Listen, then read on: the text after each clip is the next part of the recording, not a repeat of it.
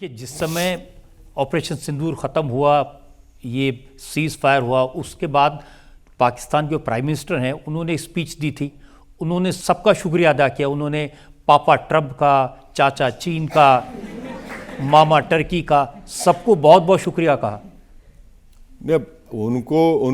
अब पाकिस्तान इतना आइसोलेटेड है कि उनको लामहला चीन से 80% वो आर्म्स ख़रीदते हैं, और चाइना पाकिस्तान इकोनॉमिक कॉरिडोर, उनका जो ग्वादार पोर्ट है वो सब चीन एक नया ईस्ट इंडिया कंपनी बन चुका है पाकिस्तान के लिए।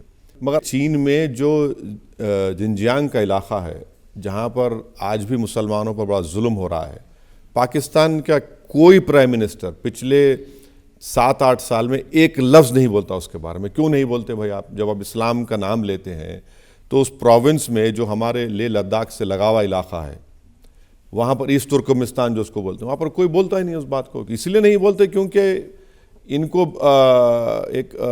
चाइना से CPEC जो प्रोजेक्ट है उसमें उनको पैसे चाहिए, उनको चाइना के तमाम हथियार चाहिए, चाइना से उनको तमाम अपना इलेक्ट्रिसिटी का सामान चाहिए। तो इसलिए कंफर्टेबली वो सिर्फ भारत का जब मामला आता है तो इस्लाम का नाम लेते हैं, और वहाँ जहाँ चीन का मामला आएगा भूल जाएंगे।